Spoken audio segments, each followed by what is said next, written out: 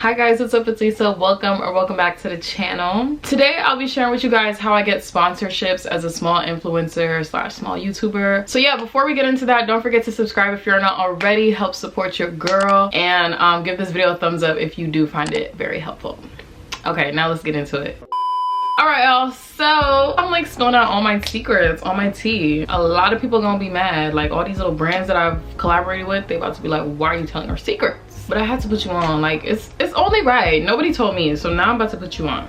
Okay, so my background, so I have currently at the moment I have a little over 5k subscribers. Super grateful for every single one of y'all watching. Like hello, I couldn't do it without y'all. I'm very blessed and grateful to even get sponsorships at the status in which I am. Just super grateful for that. Okay, let's get that out the way, period, first. All right, I first started getting sponsorship offers around like 1k. My first sponsorship was like with this Chinese website that did like it was real sketchy. I don't even know why I work with them now I'm thinking about it. It was with this Chinese website that sold like clothes. It was kind of like a Shein. It was called Dresden.com. I wonder if they're still around. Shout out to Dresden for being the first brand to put their trust in me. I'm so grateful for that. And they sent me like a sweater and a flannel. Like it was like they sent me like 2 items and I was like, oh my god, I got a sponsorship. So that was my first sponsorship. It wasn't paid, but yeah, definitely like around the 1k mark, that's when you should start receiving sponsorships, or you might start hearing from them. And that's if you're consistent. If you're not consistent and you're not posting, don't expect to hear from nobody, because I had to humbly learn that consistency is important for growth in every single aspect on YouTube. Okay, so next, I actually wrote it down in my notes, y'all. We in school right now. I'm your professor. Like, stop playing. Stop playing. Stop playing. Okay, so the next thing I have, this is actually my most important one, okay? So really pay attention. It's very important to shoot your shot to really get your channel out there to companies who may have never found you otherwise. Now, I personally recommend if you are a smaller influencer, a smaller YouTuber, definitely shoot your shot with smaller companies as well. Like, don't expect to get a Pretty Little Thing collaboration at 1k, baby. It's not realistic. A lot of companies actually require you to have a certain amount of following and a certain amount of traction for them to even consider you. So it's unfortunate, really. But besides the point, we'll get there one day. So when you're shooting your shot with companies, a lot of people are like, okay, what do I say? How do I say it? So there's 2 routes here, right? So you could either hit them up on their email. Some brands will have their email like posted in their Instagram bio or on their website, or you could do it directly through social media. I've shot a lot of shots through Instagram. So basically what you want to say is you want to introduce yourself. If you're a YouTuber, send them a link to your channel, tell them what kind of content you do, and just a brief little thing of why you want to work with them. It doesn't need to be super elaborate, just a little something just so they know who you are, what you do, and why you want to work with them. Okay, another important thing you want to do is make sure you have the link to your email in your bios of literally everything. So my business email is listed in my bio on Instagram, and it's listed in every single video of my descriptions,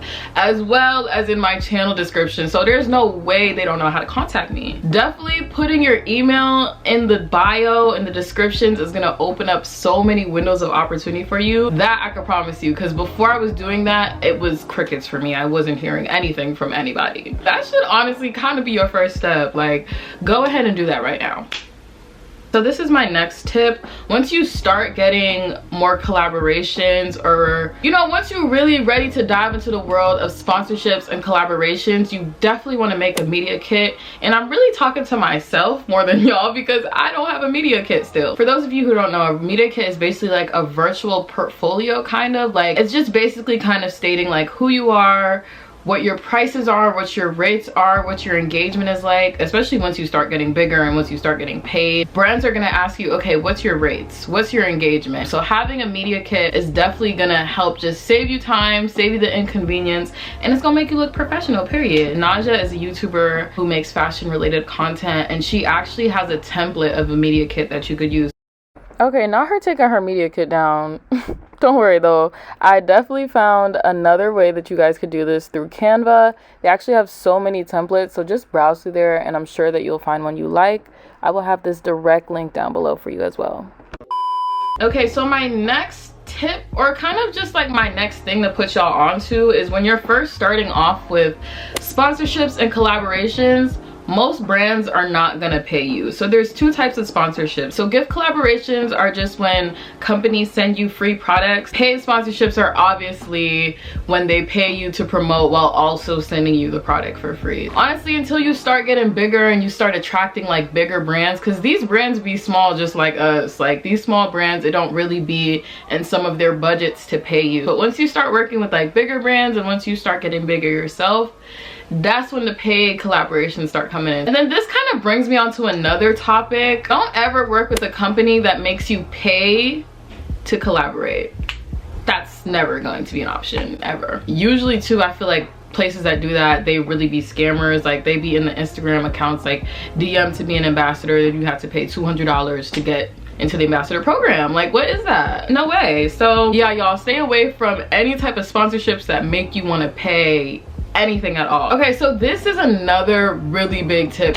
Basically, when you work with companies, some of them are gonna have certain things that you need to put in the description, the title, certain things that you need to say in the video for how long you need to say it. It's never nothing crazy. Like it's never like a script. It's more so like just talking points that they want you to touch on. Sometimes you might have to sign an agreement that you're not supposed to disclose this information, and here I am disclosing this information. But I'm not talking about anybody specific. I'm just saying for my general expertise. So my next tip is don't be afraid to negotiate. So for example, hair companies will sometimes be like, here are the hair options for you to choose from, but if you don't like any of those hair options, go on their website and be like, I like this, can I get this one instead? Sometimes they may say no, but at least you are able to, you know, try to get what you actually want out of your collaboration. Or like for another example, if you work with clothing companies, sometimes they might want to send you just like 4 items, and you could be like, actually, can I get 6 items because X, Y, and Z? As long as you're kind of explaining why you want to even negotiate that in the first place,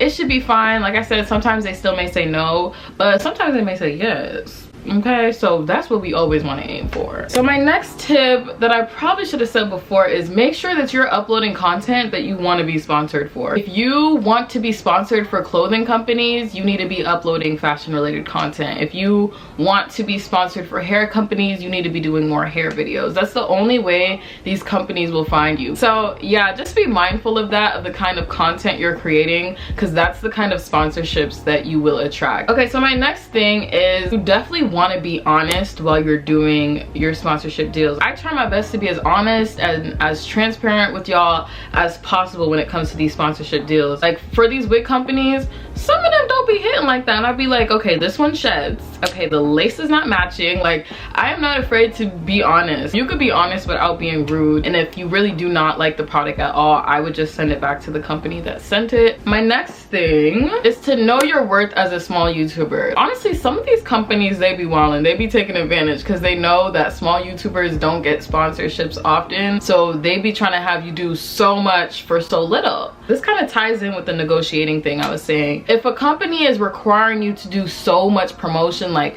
post 2 TikToks and then post 2 Instagram pictures and then post a YouTube video, and then it's a lot going on for no money. You know, most of the time they're asking all this and not paying you a dime. You kind of got to stand up for yourself a little bit, because if you don't, these companies will have you running around in circles. This really is just advice to make your videos better when you're working with sponsorships. Be creative with how you insert your sponsorships. So I work with hair companies the most, and each time I work with a different hair company, I try to insert the hair sponsorship in a bit of a different way. Like there are some channels that are just dedicated to wig installs from a bunch of different companies, but personally, I don't know about y'all, but I'm not interested in that. So I try to keep it interesting. I try to do it in a creative way so y'all aren't bored. I don't know if y'all remember this time in YouTube when every single big YouTuber was being sponsored by audible.com. I'm like, first of all, y'all don't even read.